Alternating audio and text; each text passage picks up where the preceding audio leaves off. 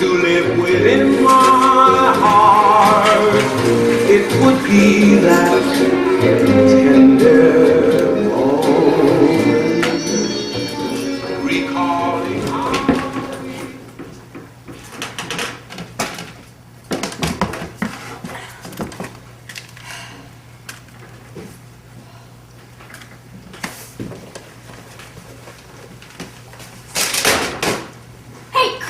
Want to knock the house down? I don't hear you. If you ever break a window, you'll hear me. Go back to bed. Go blow your nose. Go back to bed and tell your pretty sister to come out. No fun looking at you anyhow.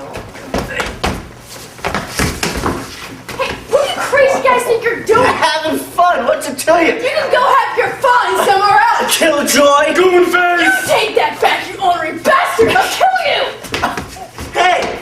Cut it out, Madam Tarzan! She cusses just like a man! Yeah, where's your good-looking sister? Yeah, where is she? Lying around her boudoir? Madge wouldn't spit on a couple of jerks like you. Oh, she wouldn't, eh? Just cause she's pretty, I guess she spits perfume. You're just supposed to deliver the milk and save your wise remarks. I've seen her riding around in Seymour's big Cadillac, making out like she's a movie star. Yeah, you can tell your good-looking sister that Bomber Gutcell don't need no Cadillac to show a girl a good time. Come on, Madge, you wanna have a good time, baby? Come on, Madge, I wanna show you a good time. Come on. Who's making so much noise? These juvenile delinquents. Gee, Madge, I hope we didn't wake you. Hi, Madge. What do you want? Madge, a bunch of us guys were chipping in on a hot rod, radio and everything. I get it every Friday night. How about it, Madge? I get it every Tuesday, Madge. I'm not one of those girls that jumps into a hot rod every time you boys turn a corner and honk. If a boy wants a date with me, he can come to the door like a gentleman, ring the bell, and ask if I'm in. Who does she think she is? Madge goes steady with Alan Seymour. He brings her flowers every time they go out. I can't send you flowers, baby, but I can send you. Listen to him bragging. Let me take you out one night after Seymour drops you off. You'll never know the difference. I don't go out with other boys. Everyone in town knows that. Yeah, you like riding around in Seymour's big Cadillac, feeling like Mrs. Rich Bitch. I'm sure I never heard of the lady, so I couldn't possibly know who you are referring to. Hey, here comes Seymour. I can handle Seymour. Come on, Madge, please. Come on, she's too stuck up to give a guy a break. I am not. It ain't fair. A gal as good looking as you, Come on. never giving a guy a break. It Come ain't on. fair. Dad, go back to your milk. I'm not stuck on myself. Those boys make me so mad. Hi, Alan. Hi, Millie. Did you come by to take me to work today? No, I bet you forgot it's a holiday. I bet anything you forgot. I never forget. Oh, aren't they pretty? Oh. I thought you might like to take him to the picnic. Millie, take them out to the refrigerator for me. Who was your servant this time last year? I made your bed this morning. I'll be quiet. I have to make it every morning if I want the room to look decent. Oh, save your breath. Oh, we going swimming this afternoon, Alan? Sure. Oh, boy. Gee, it's good to sleep late on a Monday morning. I've done a day's work already. But this is a holiday. Well, my dad wanted me to drive out to the farms and collect all the rents. I don't mind. I like to work. You're pretty unusual. But it's true. Every morning in college, I was up at 6:30 to do my studying. You can lose yourself in your work just as well as you can having fun. Lose yourself? Well, yes, when other things go wrong. What other things? Oh, well, I don't know. What? Well, I never had much fun in college like the other fellas did. Why not? Well, I don't know. With all those beautiful college girls around? Oh, Madge, I never even hoped to find a girl as lovely as you. Honest. At school, I didn't even think about the pretty girls. They were always so popular, and there were so many other fellas trying to get dates. I just kept my mind on my studies. You're the nicest boy I know. Oh, Madge, you're so beautiful. I can't believe you're mine. Every morning, I wake up, and I pinch myself to see if I'm dreaming. You're joking. I'm not. Even when I pinch myself, I can't believe it. Something will happen, I say. She isn't real. She'll disappear. Ellen, don't say that. Oh, I was just kidding. Well, it bothers me. Why? 'Cause. Well, I don't care if you're real or not. I love you. Just the same. I'm real. Well, hello, Alan. I didn't expect to find you here so early. Have you had your breakfast yet? Yes, thank you. There'll be a big crowd at the picnic tonight. Maybe you better reserve us a table. Get one if you can by the river, close to a Dutch oven. Oh, great. Have you found a date for Millie yet? Mom, Millie doesn't like boys. Oh, she'll find a boy she likes one of these days. There'll be a lot of dancing at the park tonight. It's a shame Millie doesn't have a young man who can take her. Isn't there anyone you can find? Well, no, Mom, Alan went to college. He doesn't know any of the boys in town. Oh, the boys in town are a worthless lot. Maybe Millie's better off without a date. Hey, Madge, you want to come with me? Well, Madge, you have to stay here and try on your dress if I'm ever going to finish it. Well, can't I try it on this afternoon? This afternoon I have to fry chickens. Oh, Alan, would you go to the poultry house for me? Oh, let me pay for the Mrs. Owens. No, this party is on Helen, Potts, and me. They said the chickens would be ready. All right. See you later, then. Bye, Alan.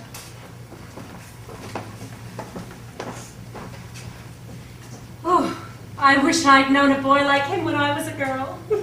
I think Alan has an inferiority complex. When his father's a banker? Well, anyone can have an inferiority complex. Didn't you know that? No. They say even Elizabeth Taylor has one. Well, he's a fine young man, and he's head over heels in love with you.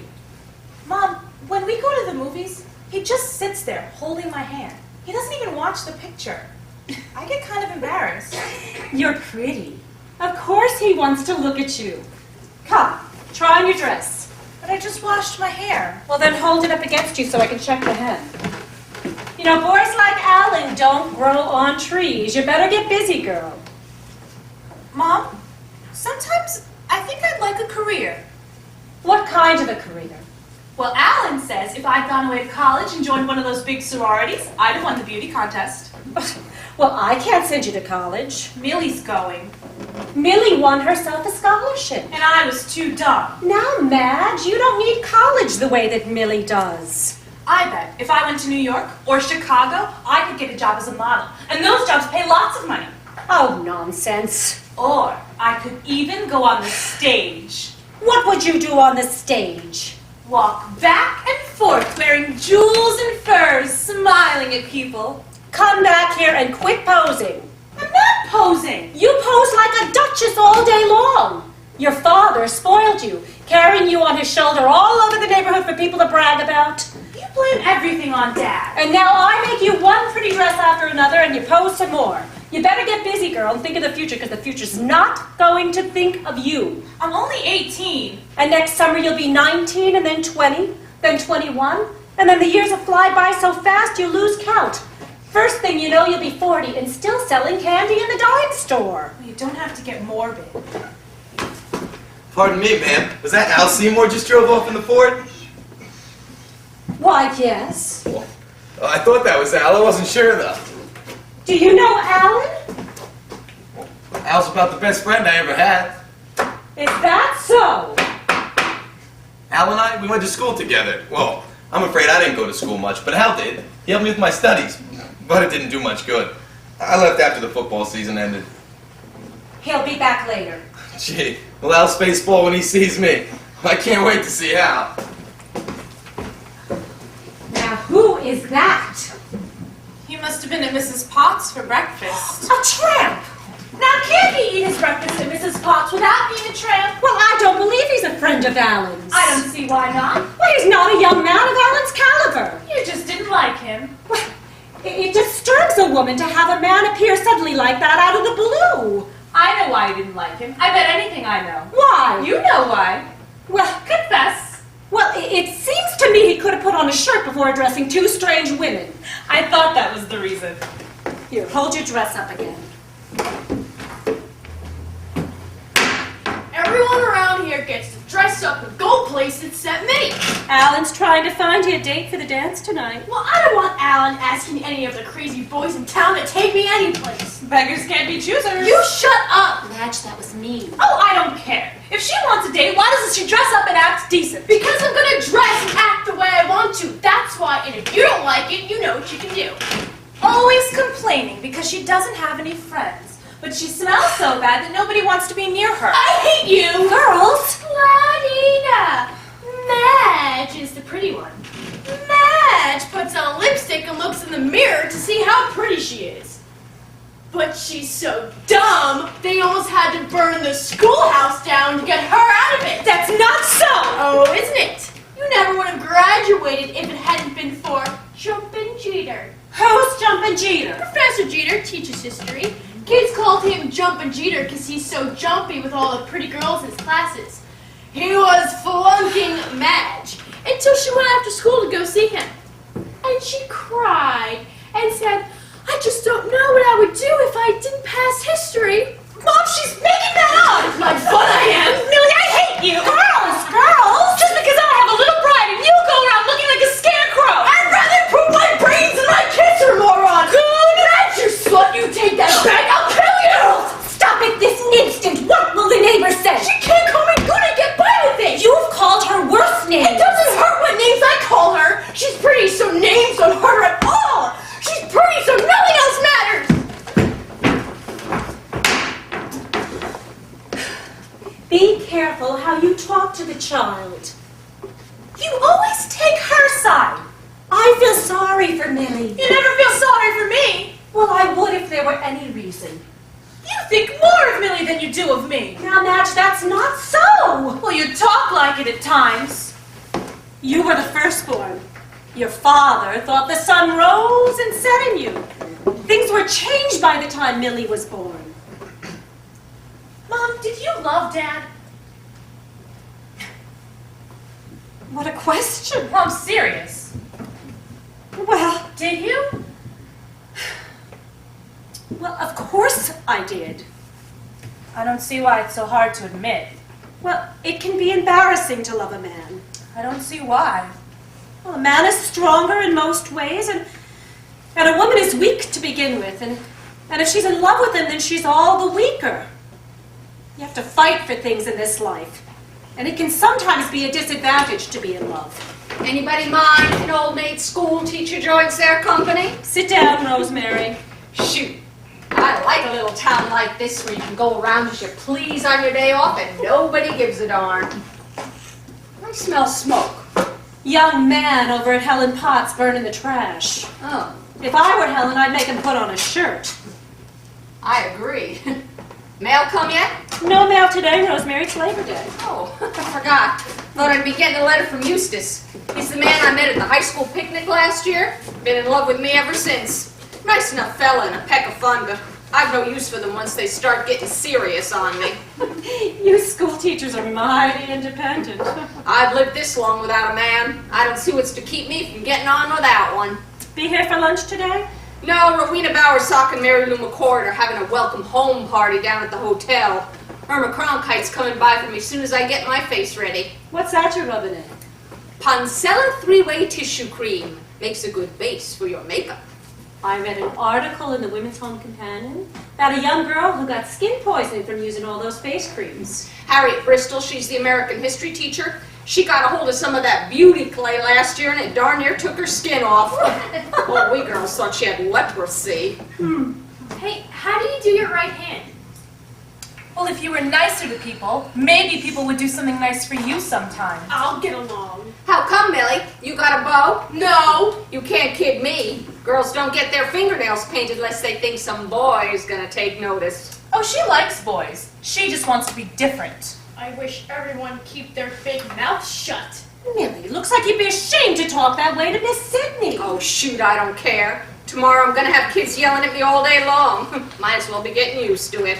Well, I was talking to Madge. Madge, your hair's dry now. Run in and try on your dress. Oh, Flo. Come on over, Helen. Flo, are you going to be using your clothesline? No. Poor Helen Potts. She has her hands full. Mrs. Owens, why does she call herself Mrs. Potts? I thought you said her mother had the marriage annulled. She did. Well, how long was she married to the boy? A few days. You mean they never lived together? Helen's mother kept her locked in her room until the annulment papers came through. I declare. That was during the First War. Young boy was killed overseas. Left everything he had to Helen. Poor Helen was broken-hearted. She's been using his name ever since. Makes the old lady mad. I should think she should be able to do as she likes. She takes care of that old lady all day long. Waits on her hand and foot. She can't leave the house 2 minutes without her wanting to know where she's been. Here she comes. Oh, did Did you girls see that handsome young man I've got working for me? I've got better things to do with my time than look at handsome young men. Helen Potts, you're gonna end up dead the way you take in tramps and all sorts of riffraff. He's not a tramp. He's a very nice young man. He went to school with Alan. I don't believe that for a second. Well, that's what he says. Alan! Alan! I'm over at Flo's, Mom. I'll be back in a while. Alan! Alan! You don't need me, Mama. I'll be back in a while. You and your poor old mother there all alone? Looks like you'd be scared to take in some stranger. He stood at the back door smiling. Please, ma'am, he said, have you anything good for an empty stomach? Oh, I wasn't scared at all. What'd you feed him? I fixed biscuits. Oh, Helen, you didn't go to all that trouble. Oh, I haven't had occasion to fix biscuits in a long time, and a woman should keep in practice. And then I gave him ham and eggs and all the hot coffee he can drink. Oh, and he saw a piece of cherry pie in the icebox, and he wanted that too. Can you imagine? Cherry pie for breakfast. Young men like him take their sweet things where they find them. Seems to me a young man who amounted to anything would have more pride than to beg his breakfast off a lady. He's working for his breakfast.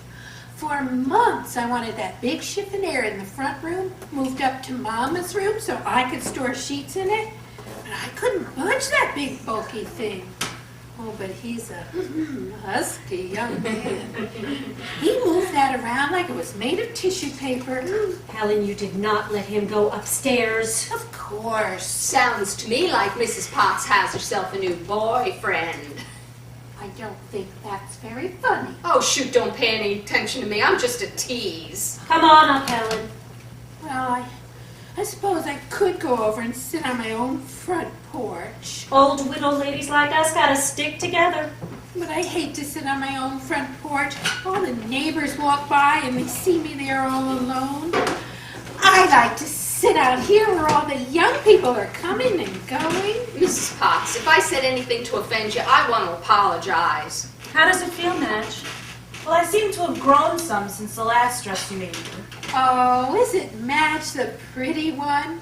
Every time you see her, she's prettier than she was the time before. We'll see what we can do. Madge is the pretty one, but Millie, she's the smart one. Millie's going to be a great novelist someday. I can feel it in my bones. What's that you're reading now, Millie girl? Oh, the Ballad of the Sad Cafe. Oh, good Lord, Mrs. Owens, you let your daughters read filthy books like that. Well, is there anything wrong with that book? Everyone in it is some sort of degenerate. That's not so. It's on the reading list of all the colleges. Oh, those college professors have no morals. Millie, you give me back that book. I will not have you reading anything immoral. It's not immoral. Millie! It's not. Millie, you all shut up. You stupid characters don't know what you're talking about. This is a wonderful book. Where she comes by her taste, I don't know. Young people nowadays read all sorts of trash. You should see some of the pictures she has in her room. Those pictures are by Picasso, and he's a great artist. A picture of a woman with 6 eyes. And what do you have on your wall? Pictures of Robert Mitchum and Glenn Ford and Burt Lancaster? They're prettier than Picasso. Oh, Lord, that Picasso, another crazy man, paints all those wild pictures that don't look like anybody at all. I saw some of his pictures in the Life magazine, and they weren't very pretty to look at. Well, pictures don't have to be pretty. Helen, stay here. He had a gun. I'll see what it is. Don't go back there. Your mother's old. She has to go soon anyway. What happened? Oh, thank goodness you're here, Alan. Helen Potts took in some young hoodlum with a gun. A gun? Madge, run upstairs and take care of your dress. Helen, Alan's here now. He'll go with you. Sure, I'm not pretty. I'm sure that young man had a gun. I'm sure of it. There's no gun. Everything's all right. Oh, I was a bad girl. What happened? Well, I got a new bottle of cleaning fluid this morning, and I threw it into the trash instead of the old one. And that young man is more frightened than we are. Oh, he ran into my laundry line trying to get away. Millie, can you help me, please? Sure. Mom, can you finish my dress now? All right, all right. I do hope nobody got hurt. Hal? Hey, Hal, come on over. Hey, Al. Giving Larry's quite a shock. Well, I always do that. So what are you doing here? Well, aren't you even going to say hello? Hello? Oh. Well, I didn't figure I was stealing your car. What name did you invent for it? Well, I knew you had insurance, right? Of course. So I knew you'd get yourself a new car without putting out any dough. I even figured I'd be doing you a favor helping you get a new car. And besides, Al, I had to get to California. I just had to. But once I got out there, I was telling myself I'd be able to pay you back. Yeah, I'd pay you back double. You mean once you crashed the movies? Well, other guys have done it. Did you finally get out? Yeah, I got out. How?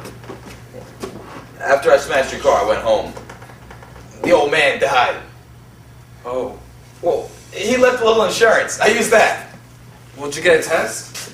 Yeah, I got the test, okay? It's more than I expected. I don't see why one of those talent scouts said they'd come see me play football and give me a screen test if they didn't mean it. It happens to school every year. I was about to have a big career, Al. They were going to call me Brush Carter. How you like that? They took a lot of pictures of me with my shirt off. Real rugged. Then they dressed me up like a pirate, like the Foreign Legion. They put me in a pair of tights and a cape. And they gave me a hat with a lot of plumes and a sword. And there I was, Al. I was making with the sword play. You should have seen me. Well, didn't they give you any lines to read? Yeah, that part went okay. It was my teeth. Your teeth? Well, yeah, you see out there, you gotta have a certain kind of teeth, or they can't use you. They told me they're gonna have to pull out all my teeth to get me new ones, yeah. Oh. Well, this babe explained the whole thing to me. What babe? The babe that got me the test. Oh. Well, I was just nice to her, that's all. Anything wrong with that? Let's get straight to the point, Hal. You're broke. You came all the way back here I hitchhiked, Al. to borrow money from me because you think I'd be a big enough staff to give it to you. Gee, Al, I don't see why I gotta put everything in black and white like that. I'm sorry, I can't help you, Hal. Well, all I want is a job. I just finished college and I'm beginning to settle I'm down. a hard worker. Well, maybe you are. Well, I was on the ranch all summer out in Nevada, working hard too. In bed every night at 10, up at 6, no liquor, no babes. You'd have been proud of me, Al. Well, I don't know. Now come across, Al. Give a guy a break. I'm not Henry J. Kaiser. I don't have jobs at my fingertips I can distribute to anyone who comes along. Sure, Al. Why do you come to me, Hal? Always to me. 'Cause Just tell me. you're the only friend I got. Oh, cut it. Well, it's a fact. You remember how I was in the fraternity? All those other bastards looking down their nose at me, making sure I used a fork instead of a knife. You're the only decent guy I know in this whole fouled up world. Oh, gee, thanks. Well, it's true. You're the only friend I got, whether you want to be or not. Why don't you just go home? Not since the old man died, nah. Well, maybe your mother needs you. Needs me? Not her. She took over the old man's filling station. She's in the grave. Well, then get a job from her. I can't even look her in the face without getting sick. Hal, that's not fair to say about your own mother. The old man left the filling station to me. Well, then go back and settle with her. But she told the lawyers he was bughouse so she could take over.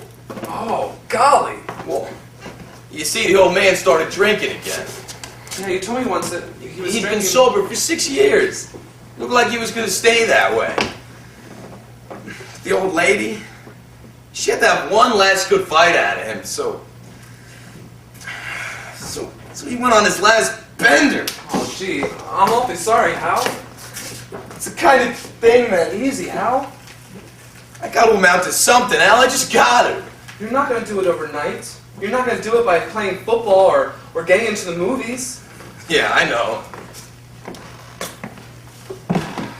All right, Hal. I'll get you a job. Well, that's all I want, Al. A job. A good job. I want to be like you. Like me? Yeah, I want a job in a nice office where I can wear a sharp suit and give dictation to a secretary and talk over the phone about enterprises and stuff. I'm not much more than an errand boy myself, taking orders from everyone at the bank. I make $200 a month. Is that all?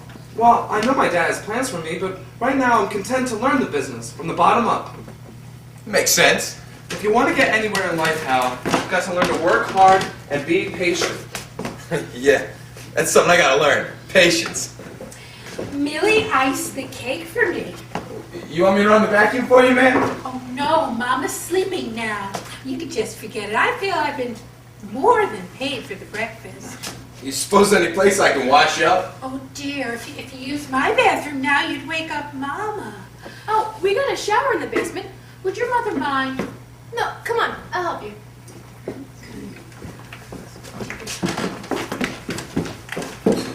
Sinclair's hiring lots of new men, aren't they? Oh yes, Alan. Betsy Hamilton told me that Carrie wanted 100 new men to put in that new pipeline. And I heard they're paying great salaries, too. Oh yes, those men make very good money. They're all driving new cars now. I'll have to call Carrie Hamilton this afternoon. Yes. It's a job Is this that a I'm looking private party I'm crashing? Oh my, you're dressed up. It's my new fall outfit. Got it over in Kansas City. Paid $22.50 for the hat. Oh, you school teachers sure do have nice things. And we don't have to ask anybody when we want to get them either. You here for lunch today, Rosemary? No, we're having a welcome home party down at the hotel. Lunch and bridge for the new girls on the faculty. Irma Cronkite's coming by for me. Mom, can't I go swimming too? Who will fix lunch? I've got a million things to do. Well, it wouldn't kill Millie if she ever did any cooking. No, but it would kill the rest of us. Rosemary, we're here. Oh, you're gonna love Rosemary, Cindy. She's a heck of fun, says the craziest things. What's that you're saying about me, Irma Cronkite? Rosemary, Cindy. Hi. Geez, good to see you, kid. How was your vacation? Slept under the blankets every night. How was yours? Oh, I worked like a slave, but I had fun too.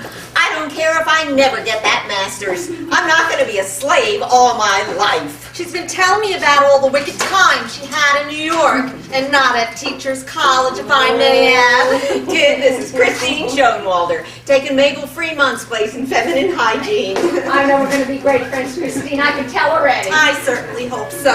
Been a hot summer, Mrs. Owens. Terrible. Good to see you back, girls. Welcome home, girl. Well, kid, we better get a hustle on. Tell her about Helen Hayes, Irma. Oh, kid, I saw all the smash hit shows in New York. Oh, I love a good show. And I had this one friend took me backstage to meet her. Oh, she was sweet. Said she was so natural, just like you and I. Her play wasn't very good. No, there aren't any good plays anymore. I think Rosemary'd smother in those winter clothes. Well, she's, I don't know. She's always asking about not having any use for a man. I don't care how she denies it, she's out to get a man. Talk's cheap. Hey, Hal, you want to go swimming? I have extra trunks in the car. Why not? Why, when did he? Oh, Mrs. Owens, this is my friend Hal Carter. He's a fraternity brother. Fraternity? Glad to make your acquaintance, man. Well, any friend of Alan's is a friend of ours. Thanks, man. Now, Millie will have a date for the picnic.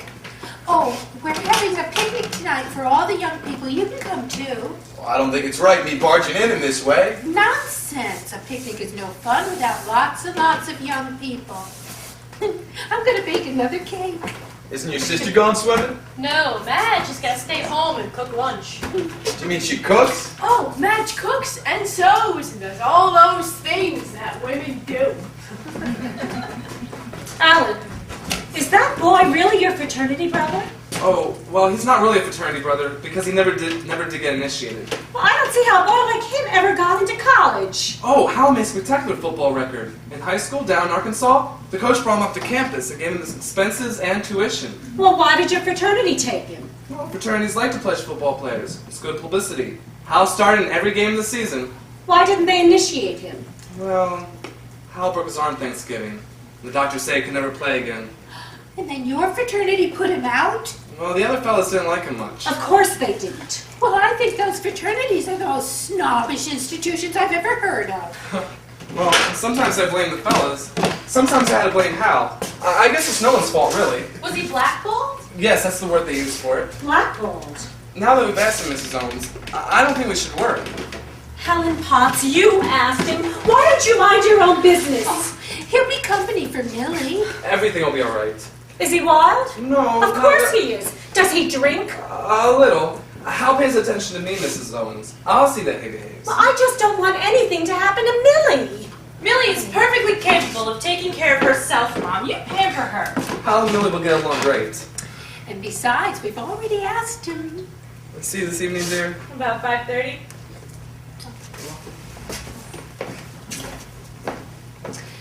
I was just thinking, wouldn't it be nice if that young man were a little more like Alan, and Alan were a little more like the young man? Woman can't expect a man to be everything. No, of course not. Hey, Al, get the lead out of your pants!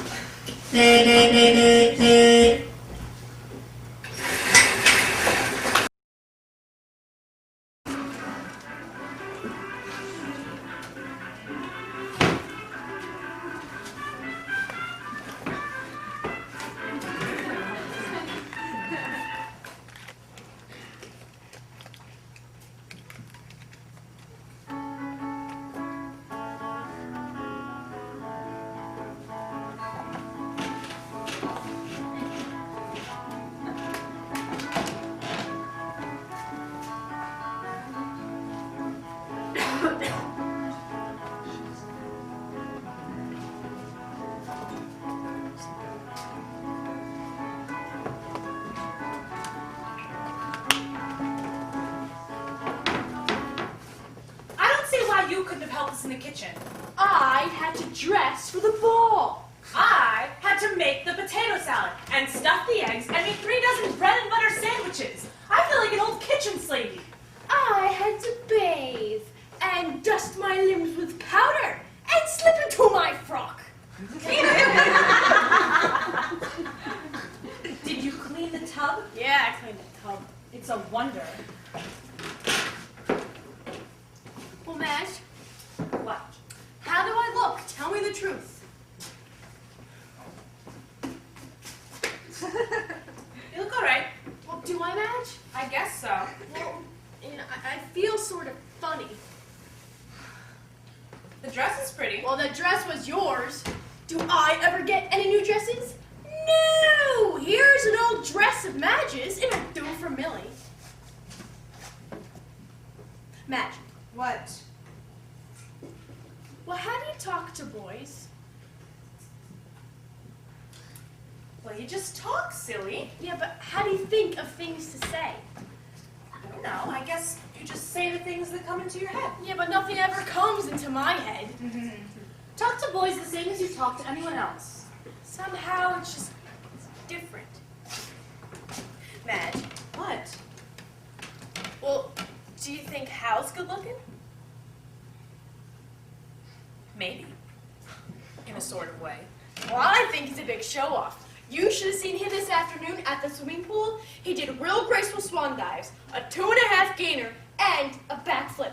And all the girls just stood around clapping. He ate it up.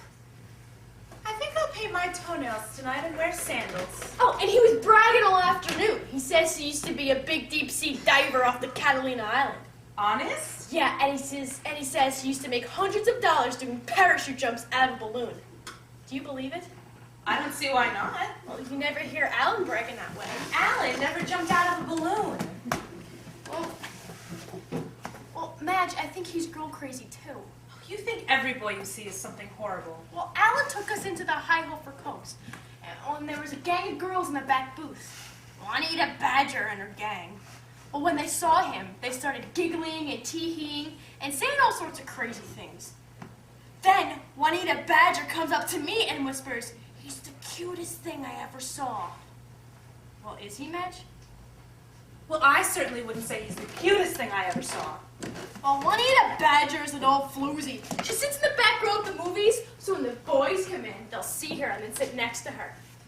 One time, she and Rubberneck Krause were asked by the management to leave. They weren't just kissing either. I never speak to Juanita Badger. Madge, What is it? well, do you think he'll like me? I don't know. Well, you know, I just wonder. Oh, I tell myself I got 2 beautiful daughters now. Be quiet, Mom. Doesn't Millie look pretty, Madge? I guess so. Well, you're just saying that because you're my mom. Well, now, does that keep it from being so? Well, people we love are always pretty. Well, Well, people who are pretty to begin with, then everybody loves them. now everyone will love you. Run over and show Helen Potts how pretty you are. Here comes Millie Owens, the great beauty of all time. Be prepared to swoon when you see her. I wish you'd show the child more encouragement. Why? Millie needs confidence. Millie? Yes! That's all I hear is poor Millie. And she got the highest grades in the whole junior class last year. She won herself a scholarship to 4 whole years of college. And she writes stories and draws pictures that everyone is always giving her compliments about. And all I hear is poor Millie. Well, a woman can need confidence in other ways. How do you mean? Oh, I guess you wouldn't understand. Oh, I guess I'm too dumb to understand. Is that what you mean? No, Madge, you're just not old enough or mature enough. I want you to look after Millie tonight. Why? I wish we hadn't asked that hooligan to the picnic. How? Hal, or whatever his name is. There's something about him I don't like. He's just an ordinary boy. Just because his folks haven't got a lot of money. Is that anything against him? He left every towel in the bathroom black as dirt. What's so horrible about that? And he left the seat up, too. Well, it's not going to hurt anyone to be nice to him. Just the same, you look after Millie. I want her to get interested in some young man, but not this hoodlum Hal. And if there's any drinking tonight, you put a stop to it. I'm not going to be a wet blanket. Well, I guess if the boys feel they have to have a few drinks, there's not much you can do about that. But you can keep Millie from taking any. I can't keep Millie from doing anything if she takes a notion to do it. You can set her an example by not taking any yourself. Why are you so concerned about Millie? She's a moody child. She'll get into enough trouble in her own good time without any assistance from strangers. Mom? What is it? Well, what good is it being pretty? What a question! Well, I'm serious. Well? I mean, is that all it means? Just standing around for people to tell you how pretty you are? Pretty things are rare in this life. But what good are they? Well, pretty things like sunsets, rubies, and flowers. And pretty girls, too. Well, they're like billboards telling us that life is good. Oh. Living can be hard and folks can get mighty discouraged. But when we see something beautiful, it makes it all seem worthwhile. Well, that's just fine, but where do I come in? What do you mean? Well, maybe I get tired of being looked at. Oh, now, Madge. Maybe I do. Oh, don't talk so selfish. I don't care if I am selfish. It's no good just being pretty. It's no good. A woman's life, whether she's pretty or not, never means anything to her till it means something to someone else. I don't get it. Maybe you never will. Run inside and get changed. Here comes Rosemary and the other old maids. Don't talk so disrespectful. You might be an old maid yourself someday. I bet I'm not. Good evening, ladies. We brought home your wayward girl, Mrs. Owens. Well, you could have knocked me over with a feather when I heard that Myrtle Jefferson got married. Me too, girl. I knew Myrtle at State Teachers. There were all sorts of stories about her. Mary Lou McCord came over to me just as we were sitting down and introduced the new girl to me who's taken her place. It must have been very sudden. You remember how she complained last spring about not feeling well? You're thinking the same thing I am. I never mentioned this before, but my students used to talk about her all last year. About her and that Brooks boy? Yeah, one of her own students. Kid, I don't approve of things like that. Neither do I. But I'm not going to say another word. All I hope is that Myrtle is happy. I say that in all honesty. Well, I never said anything against Myrtle. Well, we'll pick you up in the morning, Rosemary. Kid, I'm so happy to have met you. You know something? I feel like we're old friends already. Oh, I feel the very same way. Bye. There. How was the party? Well, it wasn't much of a party. Each of us girls had to pay for her own lunch. And then we played bridge all afternoon. Lord, I get tired of playing bridge. Have anything good to eat? Well, I had a French fried pork chop that had mostly fat in it. Linda Sue Breckenridge, she's the sewing teacher, she had pot roast veal that had only one little hunk of meat in it. All us girls made Linda Sue call the waiter and complain. Well, the food's not very good in the hotel, but they serve it to you nice. Oh, they always have nice clean tablecloths and honest-to-goodness napkins. Lord, I hate those paper napkins. What time's Howard coming by? Said he'd come by to take me to supper. Well, you're welcome to go on the picnic with us. Oh, no, thank you. Too many ants. Miss Sidney, could I borrow some of your Shalimar? I guess so. Madge, what are you primping extra for tonight? I'm not. Well, don't you have any perfume of your own to wear? I want to change. Mrs. Owens, Madge thinks too much about boys. Madge? Well, there's nothing wrong with Madge, don't misunderstand me. But when she was in my geography class last year, I noticed things. Like what? Well, Madge pretends to be mighty independent, but she likes the boys, and I think you ought to keep an eye on her. Well, Madge is normal. She's at an age where she notices things. Well, I never said there was anything wrong with Madge. Don't misunderstand me. Well, Madge has never gone out with any boy but Alan. Well, I still think there is nothing wrong with Madge. It's a miracle. That's what it is, a miracle. I never knew that Millie could look so pretty. Well, it reminds me of a movie I saw once with Lana Turner in it. No, wait a minute. It was Betty Grable, yes. Anyway, whoever it was played the part of a secretary to a very important businessman. And she wore her hair real plain, and she had glasses on, and men didn't pay any attention to her.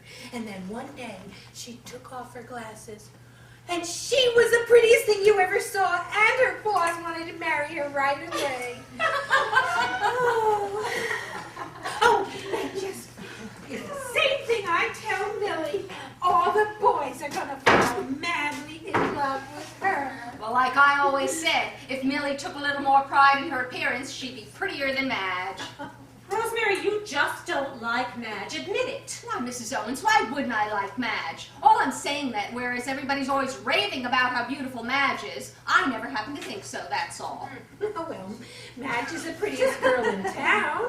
Does Millie have a date tonight? Yes. A young man over at Hal and Madge turned out to be a friend of ours. Oh, him. Yes, and he's a very nice young man, I'm sure of it. Millie, take the cake in the kitchen. Now be careful of the cake. It's him! It's him! Who? Oh, it's Howard. Hello, Howard. He's been drinking. I'm not going out with him. He looks all right to me, Rosemary. Howdy, ladies. You sure look nice, Rosemary. Seems to me you might have left your coat on. Oh, no, it's still too darn hot, even if it is September. How are things over in Cherrydale, Howard? Oh, good business. Back to school and everybody buying. When it's good for business, it's good for everyone. Maybe Howard would like a piece of my cake, Rosemary. Oh, that's a good idea. I didn't get any lunch today. It'll spoil your supper, Howard. We'll call this tea, like the English people do. Every day about this time, they have tea. It's like a regular meal with them. Ellen Potts makes the best cakes in town. Well, everybody always says Mrs. Potts' cakes are very good. You talk like you've never had a piece. And I always bring my cakes over here. Well, you always seem to when Howard's here. Now I wonder if I made her mad. Rosemary can get mighty uppity. Oh, she gets over it. Hi, Howard. Hello, Millie, my girl. What are you dressed up for? Millie has a date. Oh, be darned. Millie's not a bad-looking kid. I tell her. All the boys are going to fall madly in love. Mom, what time did they say they'd be here? 5:30. You've asked me a dozen times. I brought your cake, Howard. And I also brought you a fork to eat it with. So don't use your fingers. Oh. Thanks, Rosemary. Howard, Mrs. Owens wants to know if we'd like to go to the picnic with them. There'll be plenty of food. Oh, do come. I think it'll be a lot of fun. Do whatever you say, Rosemary. Oh, good. We can all go to the picnic together. Mom, I'm scared. Why? Because he's a boy. You'll get over it. Mom, that's them. They're here. I don't want to go. Helen's here. He brought both cars. Can you imagine being rich enough for 2 cars? Oh, well, someday you'll be riding in that big Cadillac. Will you be too high-hat to call on your old neighbor? Is that your boyfriend, Millie? The one in the Ford? Oh, yes.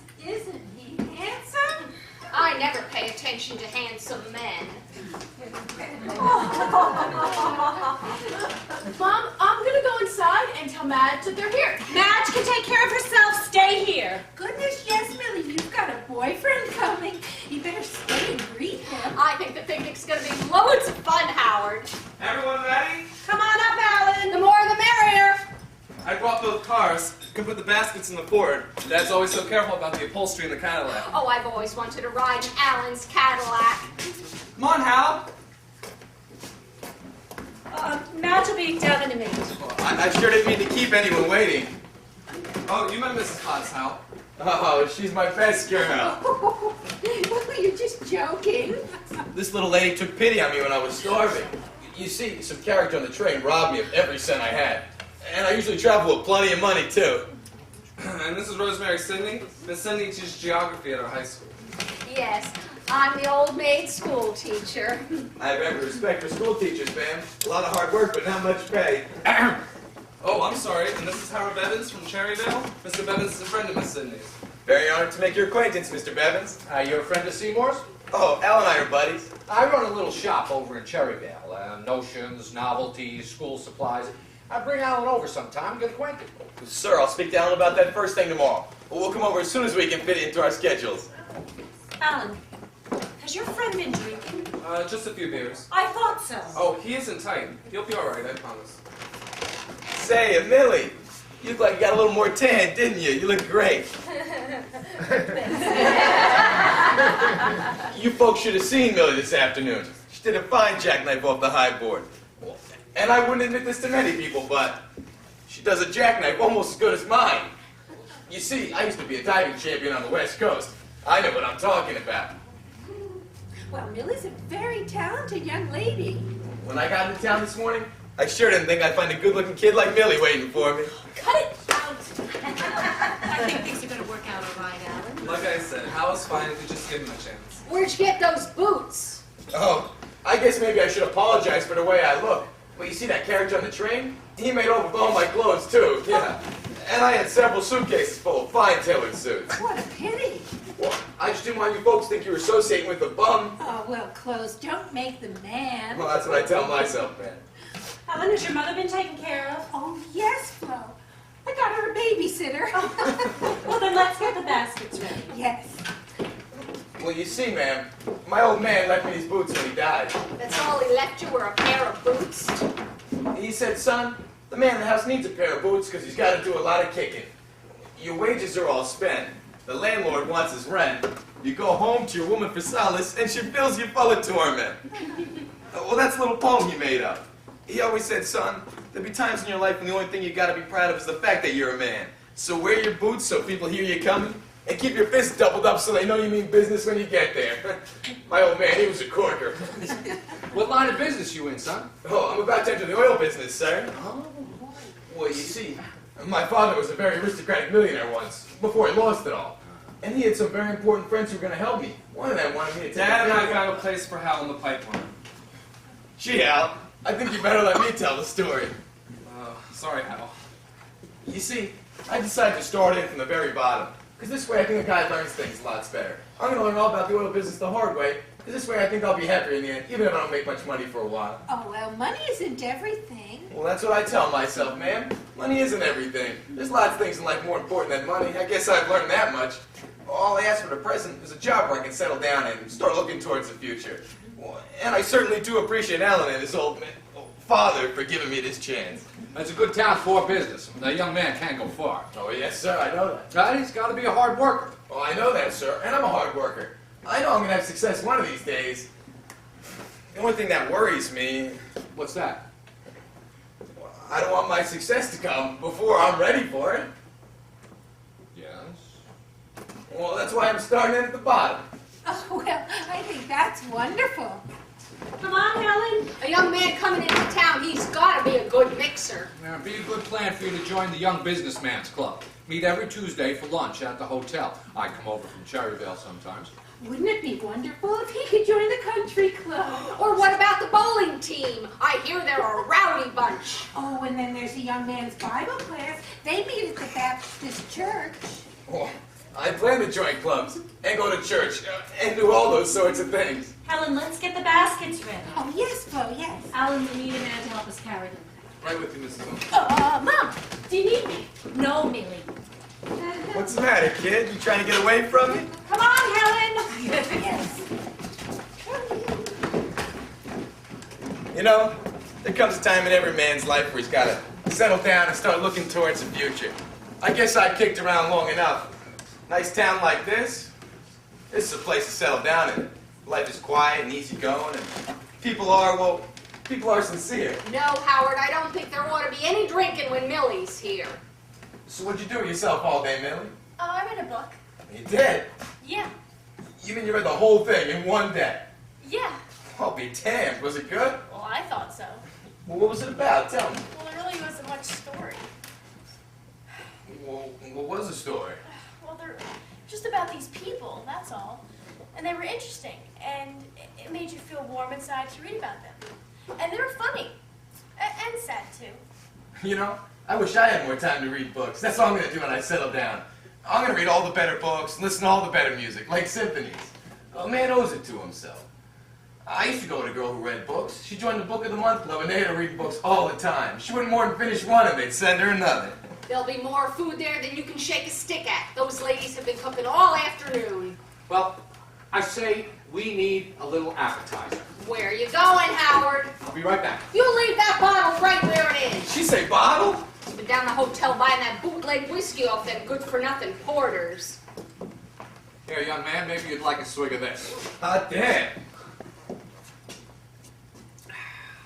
Millie's not going to be shocked if she sees somebody take a little drink, are you, Millie? Gosh, no. What if somebody come by and tell the school board? I'd be out of a job as soon as you could say Jack Robinson. Who's going to see you, honey?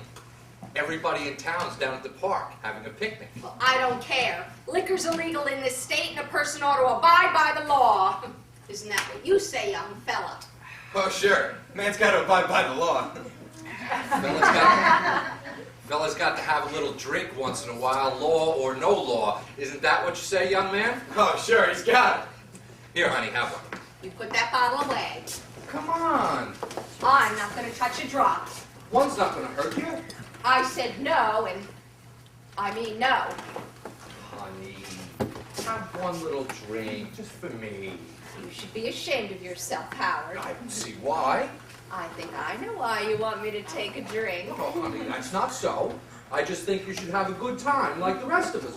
School teachers got a right to live. Isn't that what you say, young man? Oh, sure. School teachers got a right to live. You're not going to tell any of the kids at school, are you, Millie? What do you take me for? Anybody coming? Coast is clear. Oh, I need some water. Billy, run in the house and get us some, will you? Lord, no, Howard. Mrs. Owens would know what we wanted it for. I'm going to get a drink by the hose. Here, young man, have a drink now to celebrate your new job. Sure. It's not a very lively part of the country, but a person learns to like it. I'm not hard to please. Millie, my girl, I'd like to offer you one, but suppose your old lady could raise Ned. Here's to what ails you. You know, every time I come over here, I look forward just to seeing that Madge. Yeah, she's very nice looking. I tell myself, you know, Bevan's old boy, you can look at that all you want, but you couldn't touch it with a 10-foot pole. Yeah? Yeah, I like to look at her.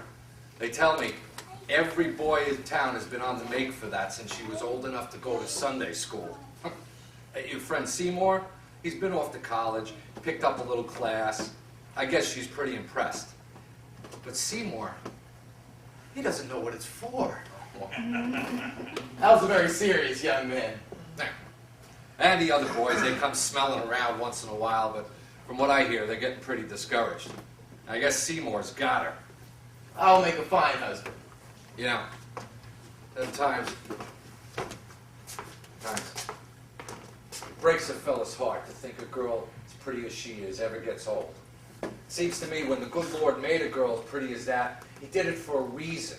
And she should find out what that reason is before she settles down with some jerk who doesn't properly appreciate her. You know what I mean. Well, she and Al, they get along fine. She's nuts about Al. Anyway, I still like to look at her. Yeah, she's awful pretty. Well, look, son, if you're agonizing, I know a couple of the girls down at the hotel. Now, I haven't been to see them myself in quite a while, but they'll remember me if you give them my name. Just tell the porter you want to see Babs. or Caroline? Or both? You're a young fella. I've given up that sort of thing. Yeah? There comes a time in every man's life where he's got to think about more serious things. I think that's a fine attitude. What are you two talking about? Talking about the weather, honey. Talking about the weather. Yeah, I'll bet. Oh, listen to that music. Come dance with me, Howard. Oh, honey, I'm no good at dancing. Oh, that's what all you men say when you want to get out of it. I'll show you. Come dance with me, Millie. All right, but I gotta lead.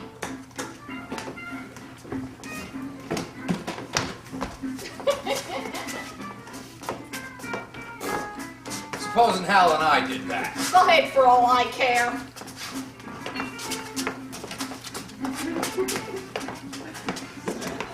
Hey, stop that!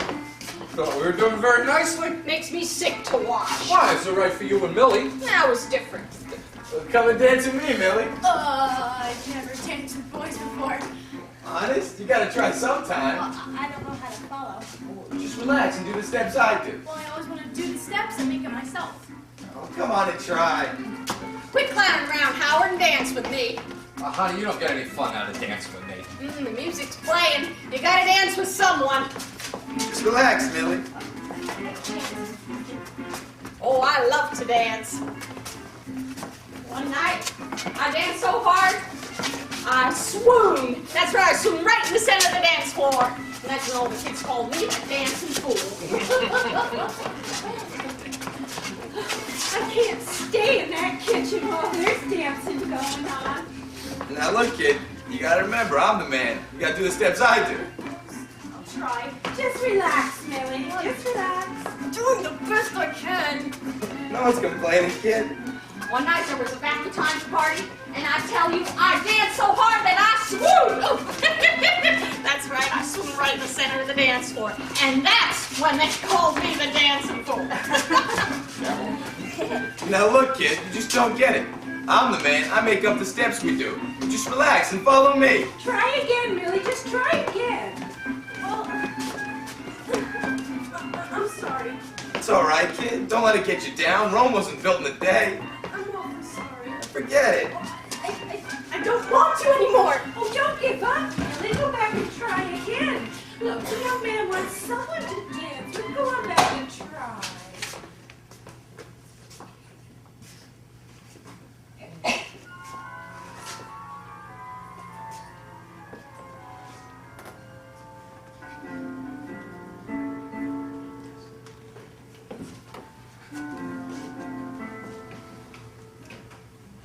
Is everyone dancing? Hi.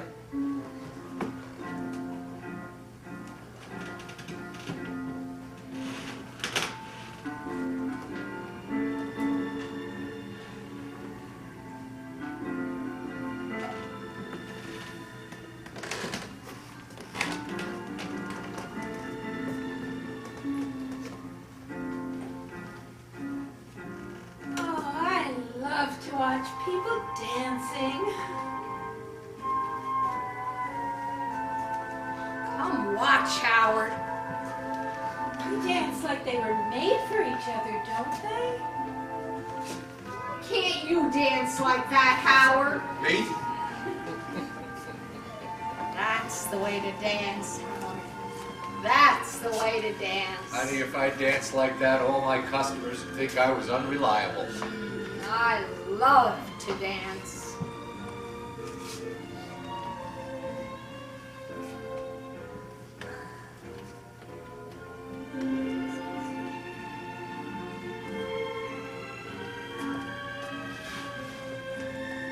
Alan always says it's all right for me to dance with other boys. Oh, dance some more, please. Dance some more. Come dance with me, young fella. Come dance with me. I may be an old maid school teacher, but I can keep up with you.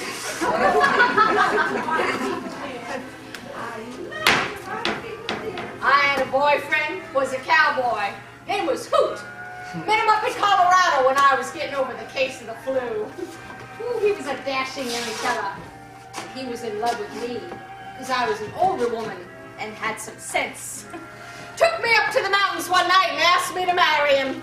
Right there, at the top of the mountain. Said God would be our preacher, and the moon our best man. Did you ever hear such talk? Well, man, I'd like another little drink. Howard, where's that bottle? It's time we had a turn.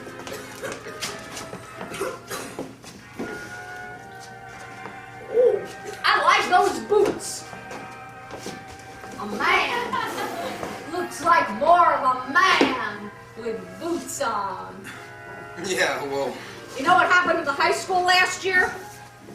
There was a statue of a Roman gladiator in the library, and all he had on were a pair of boots and a helmet. Ooh, those ancient people were depraved. Well, Harriet Bristol got out a petition among the teachers, and the principal agreed.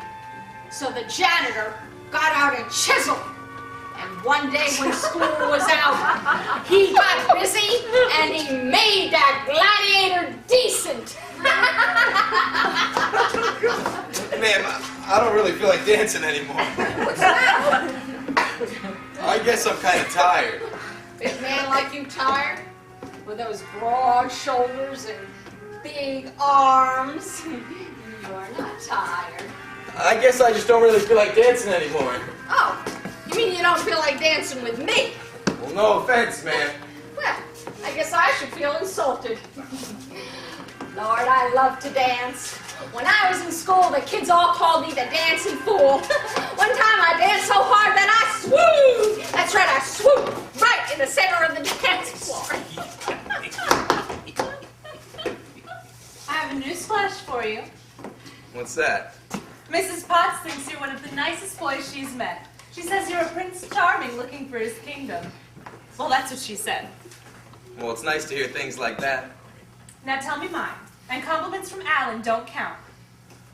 Well, Howard's been talking all evening about how pretty you are. Oh. Well, Howard's nice. He says you're the prettiest girl in town. Well, I don't think so. But that's why I was voted Queen Niwola. Was it? Every year they have this big Halloween celebration with a big coronation ceremony at the Memorial Hall. There's artistic singing and dancing. Every town in the county sends a queen, but I was queen of them all. I had to sit through the whole ceremony until they put the crown on my head. The Kansas City Star had pictures in their Sunday Road gravure, and most people expected me to get real conceited, but I didn't.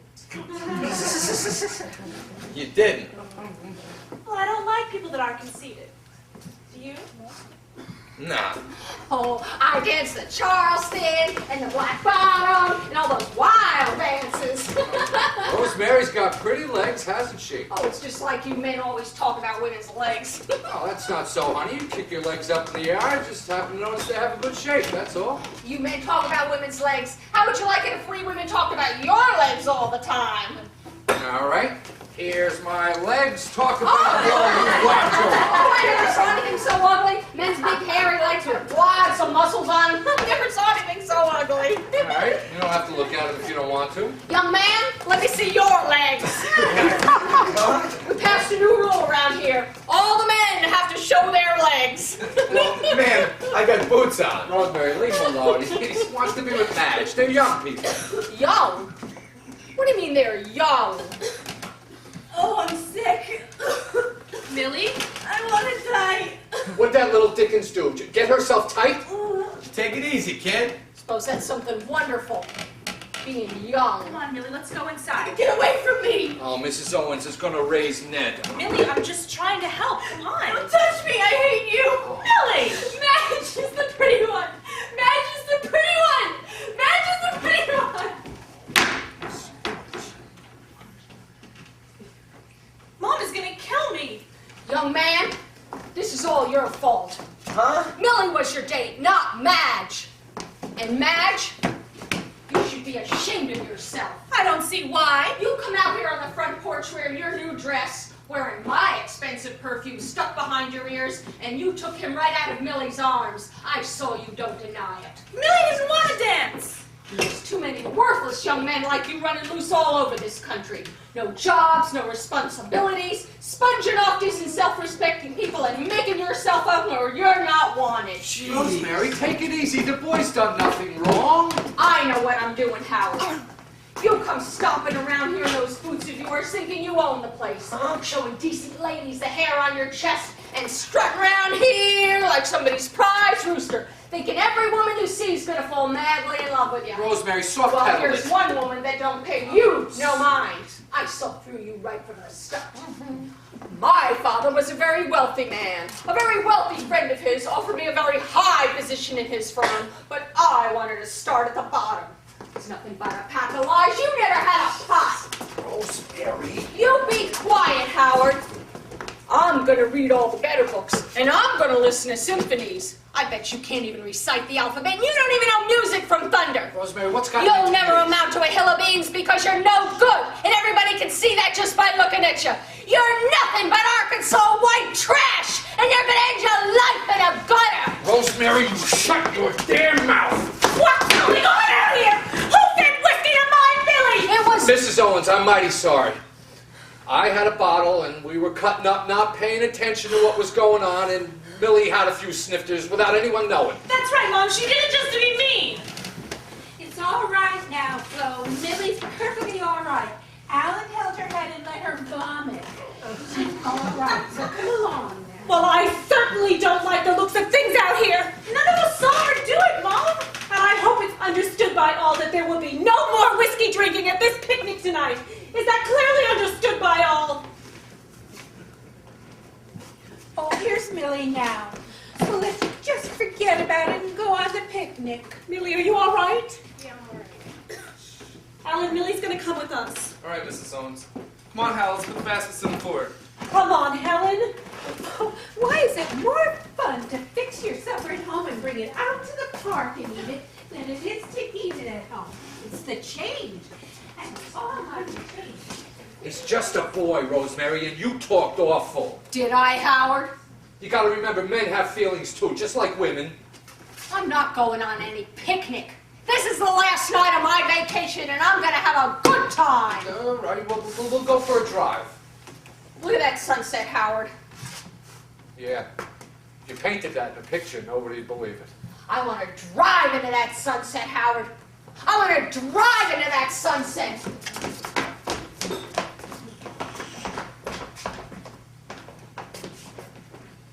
Come on, Hal.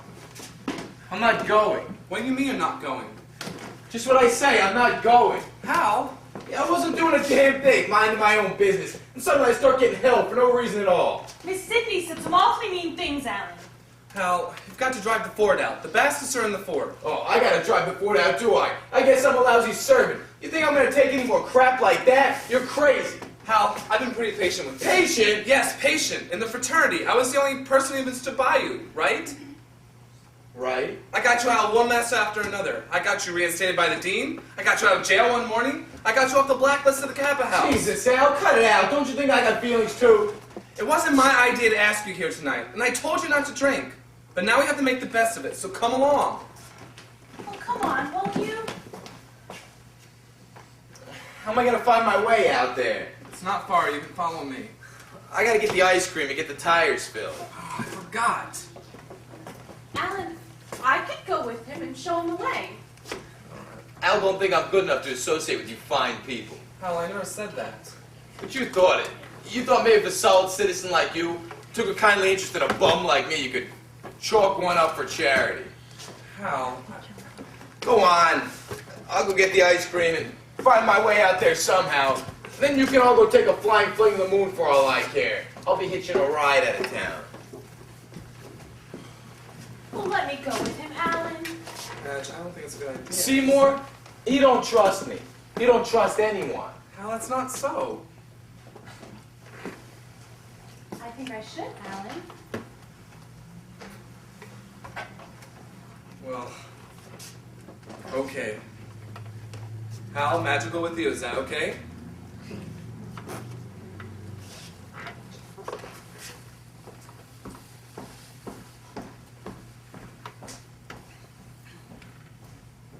You know what? I have an inferiority complex. Quiet, doll. No one's ever called me dull before. Well, it's the first time for everything. I think we better go. Come here, doll.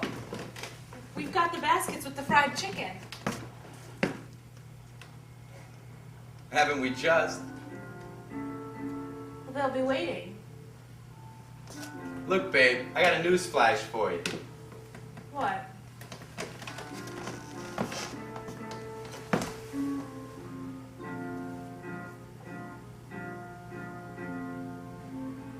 We're not going on no goddamn picnic.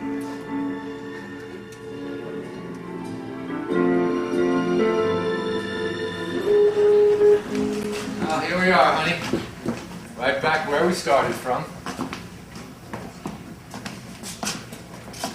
Oh, have you thought about what you're going to tell Mrs. Owens? I don't know. Well, she knows I got an aunt in the country. Why don't you tell her we go to my aunt's? She won't think anything of that.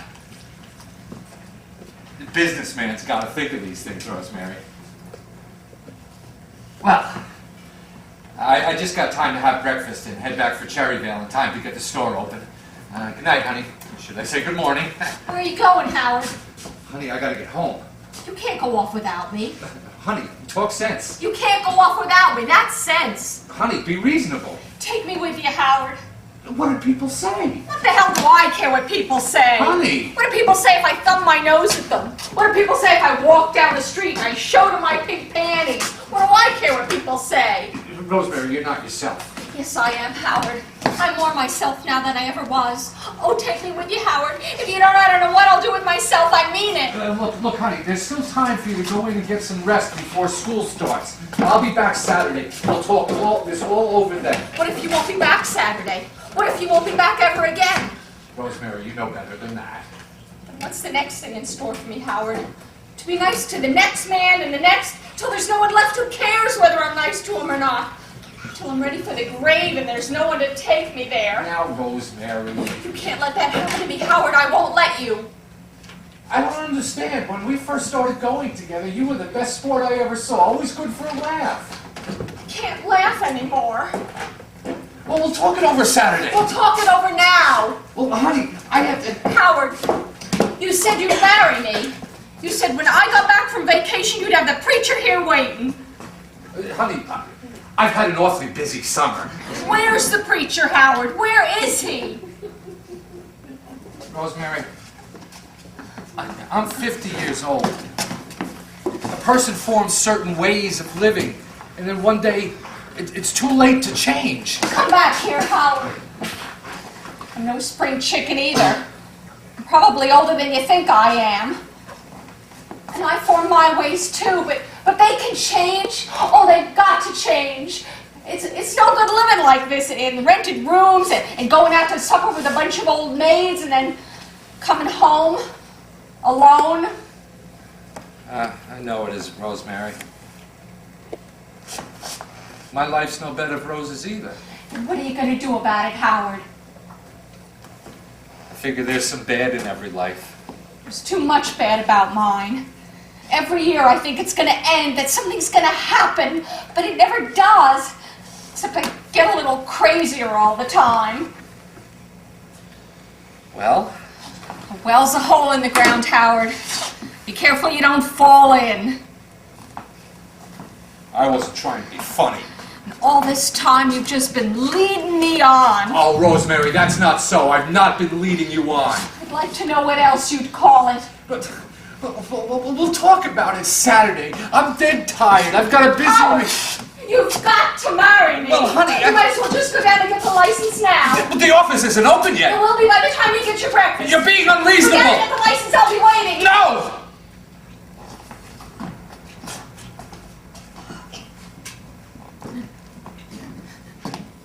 Howard. I'm not going to marry a woman who says, Howard, you've got to marry me. That's all there is to it. I'm not gonna. If a woman wants me to marry her, she can at least say please. please marry me, Howard. Well- Oh, God, oh, please marry me. Well, all right. All right. Oh, Howard. What do you want to do? Oh, now I can't wait another day. Gee. Oh, please, please. Well, what do you do about your job? Well, I'll call the superintendent, and he can get Alva Jackson to take my place till they hire a new teacher. I gotta call Fred Joyce and see if he can cover for me at the store. Call him, Howard, call him. Then I've got to get a substitute to speak for me at the Kiwanis Club. Get him, tomorrow. Howard, get him. All right. Oh, I'll be packed and ready to go by the time you get back. Well, now I want time for a nice leisurely breakfast. Well, sure, Howard. Goodbye, Howard. Bye. Da, da, da, da.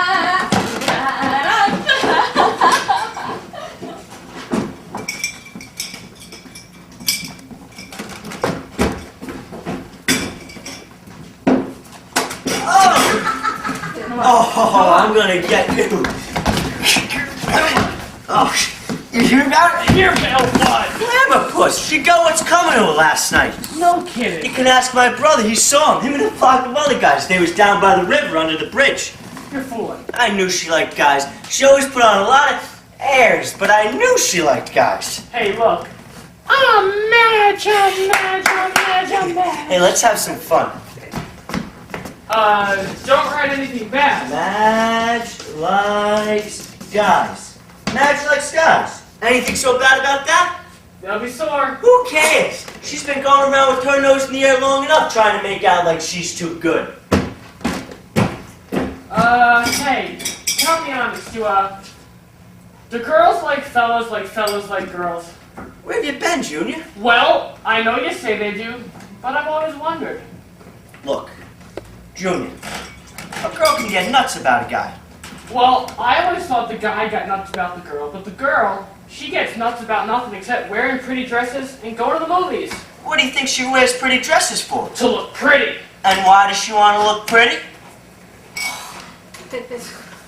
You got a lot to learn, Junior. Let's go. What happened? Where did you go? I'm gonna call Alan Seymour and tell him to get over here as fast as he can. Madge, I've never seen you like this before. I think I should call the doctor. Let me alone. So that's why you had to wear your new dress. Let me alone, I tell you. And that's why you had to wear Rosemary's perfume. That's why. It is not. Now you look at me, I say. Where did you and that hoodlum go? No place. Why didn't you come to the picnic? Because. Where were you until 3 o'clock this morning? Let me alone, I say. The nerve of some men to walk right in and make themselves at home and start making love to a woman they've never seen before. You just didn't like him. That's the God's truth. Now you tell me what happened. It just happened. I don't even know. Shame. What's that on your neck? Where? Teeth marks. Madge, who's been biting you? Now you look at me. Look at me. I got things to say. There's true love in this life, and then there's something else. Excitement, heartthrobs, and thrills, and all of them vanish after a few years, maybe a few days. And then you hate yourself for having been such a fool as to let yourself give up your entire life for all the years that lie ahead because one night something happened that made the blood trickle up your spine, made your heart beat like a gong in a cavern, made it seem all of a sudden as if you found your whole reason for being born. He needs me. Yes, he needs you. He needs you to stay at home and fry potatoes and wash his underwear while he's at the pool hall. He needs you to forgive him when he spends all of his wages on booze. He needs you to lie to when other women call the house and want to know where he's been. Don't say things like that. Now you listen to me. Listen to me good. Alan will be here in a few minutes. I don't want to hurt Alan's feelings, honest, I don't. You already hurt Alan's feelings. That can't be helped right now. The point is, he loves you. And he's going to forget about this. Maybe He'll believe you because he wants to believe you. And thank you for sparing him the truth. I couldn't lie to Alan. Then keep your mouth shut and let me do the talking. I don't know what to do. Alan's here now. Dry your eyes. Don't let him see you've been crying. Well, good morning, Alan. Madge. You and Madge stay here and talk. I'll fix your breakfast. You and Madge can have it together. Don't cry, Madge. Where's Hal now? You spent the night at Mrs. Pond's? Hal, get out here as fast as you can. I said get out here. Yeah? The morning train will be along in a few minutes. Here's $10. I want you to be on it. Now take it easy, Hal. Take the money, you'll need it. Because if you're not on that train, the local police will pick you up on the first charge I can think of. Hal, you're kidding. Like fun. I don't know what to say. There's no need to say anything. Just go. I'm sorry. Don't even be sorry. Just go. I don't need your money, Hal. Take the money. I can have a boxcar. I've done it before. Hi, baby. Imagine now you're going to be married, Hal. Yeah? Is that right? On the level? Well, no one told me that, honest. No one told me. Would it have made any difference? You gotta give me the benefit of the doubt. Well, we're telling you now. Okay, I'm going. Madge, let him go. I gotta talk to him. I don't see why. There's things I have to say. Say them here. I can't. I see.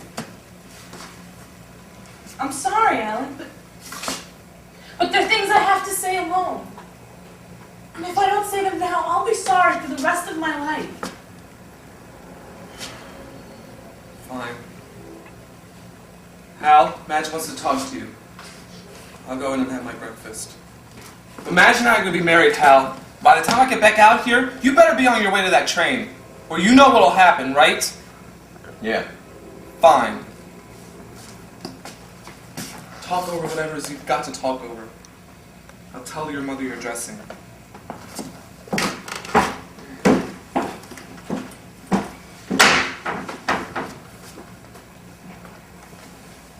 We wouldn't be happy together. I don't see why not. Things like that don't last. Don't they? You make love to lots of girls. A few. Just like you made love to me last night. Not like last night, baby. Last night was inspired. I'm not so conceited as to think I'm so much different from the other girls. You're a woman, baby. An honest-to-God woman. And there aren't many such creatures left. Silly. Let's go through with our plan. We can throw some things in a bag and we can hitchhike to Tulsa. Yeah, we can make it in a few hours. Then I can get a job and we can get a furnished room and we'll be all cozy, just the two of us. No. Okay. I'm going to marry Alan. I heard you the first time. Well, I just want you to know that I haven't any hard feelings. And that I like you and all, but I honestly think you'd better go. Jesus, is this as far as it ever goes for me? Is it? Please, just go. Okay, whatever you say. Kiss me goodbye. I don't think so. Why? It's only fair to kiss a guy goodbye. Just the same, I'm not going to. Afraid? Of course I'm not afraid. You're lying. I'm not. Then kiss me to prove it. Young man, I think you'd be ashamed to show your face around here after what happened. Come on, Hal. The nice lady washed my socks. I'm going as soon as they're dry. That train will be at the depot in exactly 12 minutes. And if you're not on it, you better go, even if you have to go barefoot. Mom, Miss Amy's packing up all of her things. What? She's leaving. She can't do this to me. Who will I rent a room to? Oh. She and I are going to have an understanding. Oh, young man, here's your socks. I put them in the oven to get them dry. And here's your boots, too. I found some polish for them. See, they shine like new. Thanks, man. Now you can go, Hal. Yeah, now I can go. Is the young man going? Yes, ma'am, I'm going. But I thought you were going to stay here and settle down. No, ma'am, I'm not going to settle down. What a pity. Young man, are you still here? Give me some time to get my boots on. Young man, I have a brother down in Okmulgee, and he hires for the Embassy Oil Company. You can tell him I sent you. Thanks, ma'am, but I'll go way beyond Okmulgee. That train will be at the station in exactly 8 minutes. That station's only 2 blocks from here, Flo. Relax, lady. And we don't ever expect to see you around here again. Is that clear? Yes, lady. You'll never see me around here again. That's clear. You better hurry, Hal. Goodbye. Did I ever tell you I went to the store club? Girl, you didn't. Well, I did. See, there was this fellow in my educational statistics class. Oh, he was a peck of fun, said the craziest things. Well, he and I made a bet. Whoever got the lowest grade on the final exam had to take the other one to the store club. And I lost. What was it like, the stork club? Balloons all over the place, balloons! Rosemary's inside, girls. She's expecting you. Oh, thanks, Mrs. Owens. How do I look, girl? Oh, kid, that's a smart outfit. Wait, let me fix the back. Well, I believe a teacher should wear her best clothes the first day of school. It gives the students a good first impression. I say goodbye, baby. That train will be at the station in exactly 6 minutes. And if you're not on it, I'm going to call the police. Go on and call him. I'm going to say goodbye. I'm going to call them right now. I should have called them when you stepped foot on porch. I'll have you thrown in jail where you belong. I'm warning you, Al. I'm a strong man and I'm mad. I'll beat the hell out of you if you don't let me be. I'm a poor bastard, baby. The guy's got to claim the things in life that are his. And when you hear that train whistle and you know I'm on it, your little heart's going to be busted. And maybe it'll serve you right because you love me. You love me, goddammit. You love me. Girls, inside. This is no sideshow that we're running. Howard, Rosemary's inside. She's expecting you. Is he gone? Yes, he's gone. Madge, get in the house. The neighbors are on their porches watching. I don't care. Alan, Madge is not herself. Stay and talk to her. I just realized I owe the young man $1 for cleaning the lawn, and he needs that money so badly. Let him be, Helen. I may be able to catch him. Oh, young man! And stay and talk with Madge. Young man! He's getting on the train. Young man, can't you come back? I'll never see him again. And something here that belongs to you. Can't you come back?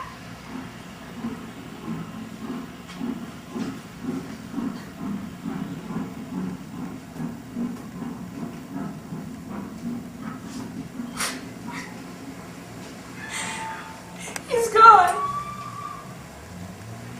The train is gone, and I feel like everything inside me was going with it. Please, Madge.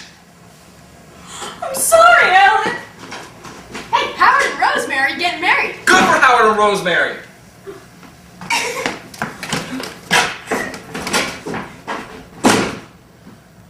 What's the matter with her? Girls have always liked Hal. Yeah, well, girls can be crazy.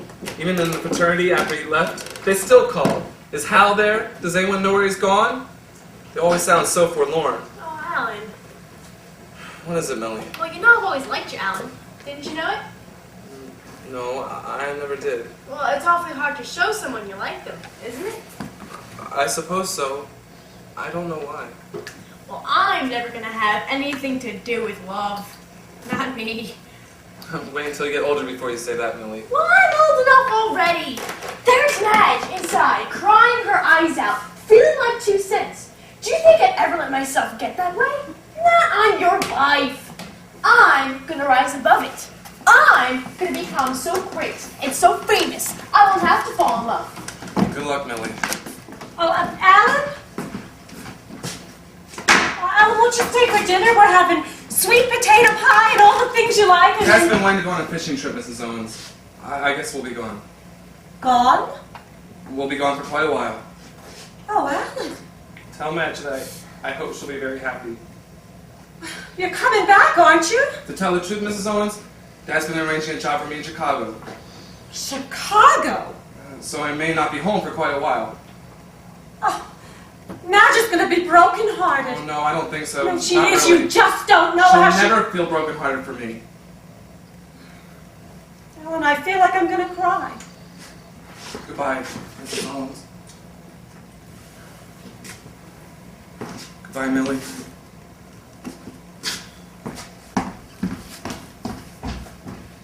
He's gone. I couldn't catch him. Now he'll just think I was a stingy old woman. Young lout like him never had $1 to his name, never will have, wouldn't miss one way or another. Still, I'd hate to keep something that was rightfully his. Millie, you take the $1 and you have a good time with it. Gee, thanks.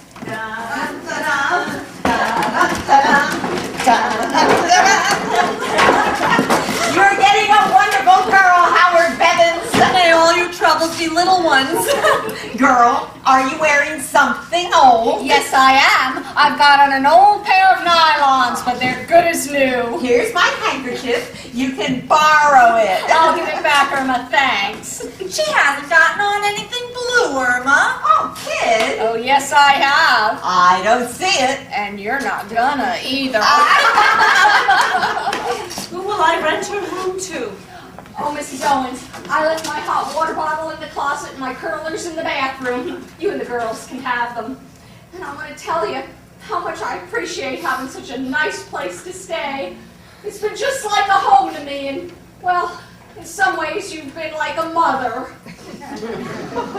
Thank you, Rosemary. I stored the rest of my things in the attic. I'll come by for them as soon as I get back from my honeymoon.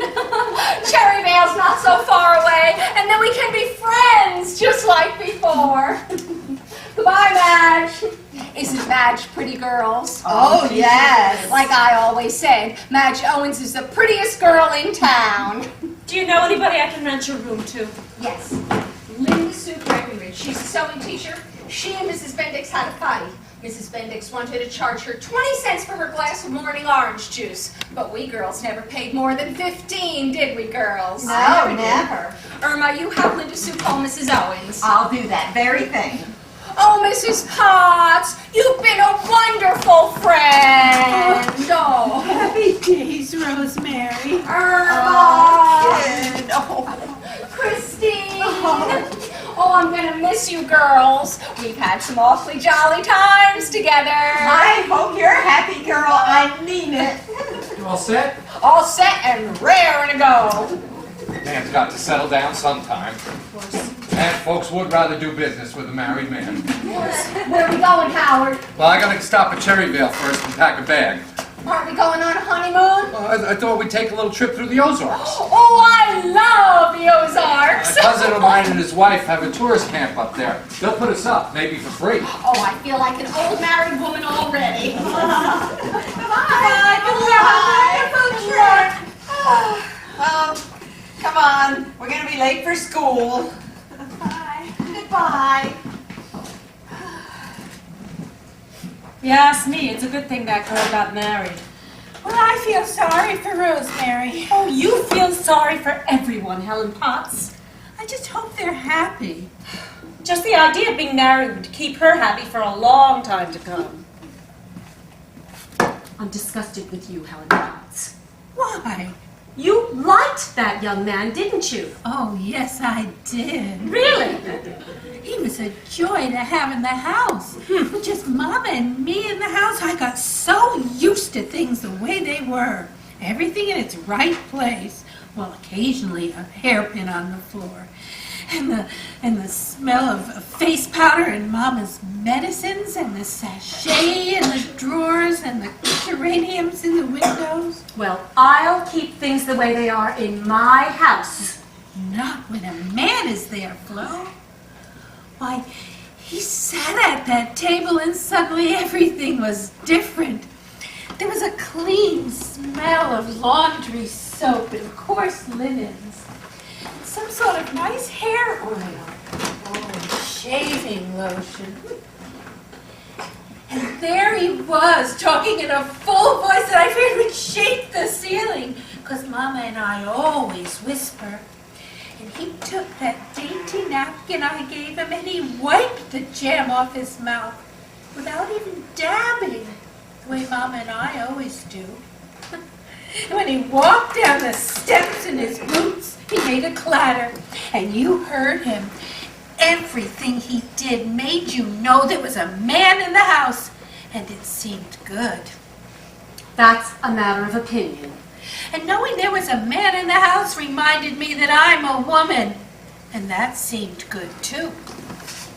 Did it? Yes. Only some women don't like to be reminded. Well, we've said goodbye to Alan Seymour. Flo. Oh, I'm awfully sorry.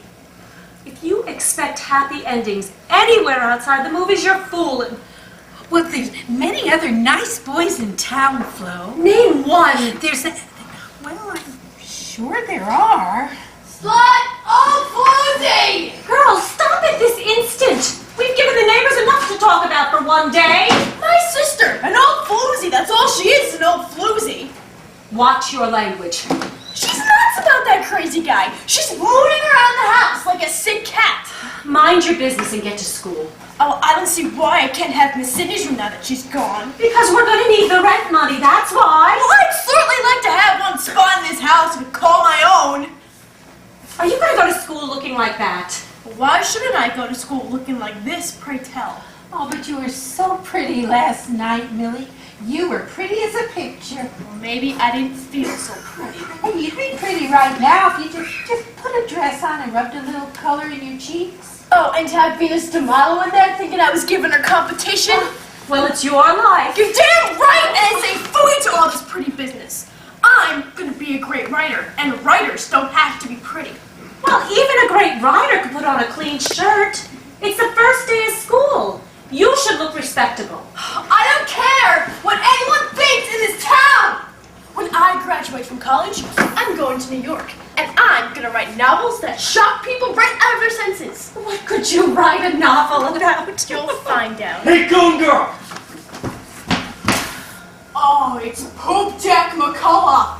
He thinks he's so smart. Keep the peace and let him think so. Hey, goon girl, come kiss me. I think I want to be sick. That no good bastard! Oh, Millie! If he thinks he can get by with that, he's crazy! Millie! I'll get you! I'll get even with you, even if it takes the rest of my life. I'll get you!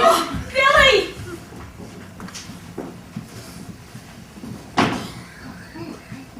Well, you better get to work.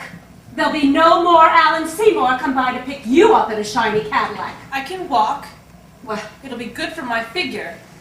it's back to your job at the dime store, selling chocolate drops and honey bars to all the riffraff in town. I like my job all right. Well, you're gonna have to hang on to it now because we're gonna need the money. Don't be late. If I smile at Mr. Hendricks, he doesn't mind if I'm late. Can you please get that? Oh, it's the police. You don't need the police now, do you? No! We don't need you, Mr. Policeman. No. It was all a mistake. We don't need you now. A person could be robbed of house and home before the police in this town ever got there. Love. But it's natural to fall in love, Flo. I read an article by a famous psychiatrist, and he was trying to persuade people that it is natural to fall in love. A woman falls in love, and where is she? Well, I guess when that happens, she doesn't ask those questions. Alan! Alan! Oh, Mama! You don't need me. I'll be back in a while. Oh, when I think of the beautiful life she could have had, surrounded by all the wonderful things that money can buy. Madge is beautiful herself, Flo. She doesn't need those things. Who was that? Lou Connors. Who's he? Oh, he's that handsome young man that takes tickets down at the movie theater, Flo. Remember, I pointed him out to you when we went to see Ben-Hur. Oh, he's so handsome. He has rosy cheeks and he looks splendid in his blue uniform. What did he want? A date. What did you tell him? I told him I'd think about it sometime. Well, you better get to work. Hey, Madge! Hey, beautiful. How do you like hot Come on, get in. Who are those boys? Some of the gang. Young loafers. Why aren't they in school or at work? Hey, Madge! Hey, gorgeous. Come on, get in! We're waiting. It's a nice day. You walk. I'm perfectly capable of making up my own mind, thank you. Well, I like that. She's right. Let her make up her own mind, Flo. You don't have to worry about Madge. I just can't help but worry. Madge is a woman now, Flo. She's not a young girl anymore. Hey, Madge! Hey, gorgeous. How you looking? Can you see her from here? Did she get in the car? No, she's still walking. I better get back to work. Hey, Madge! Hey, beautiful.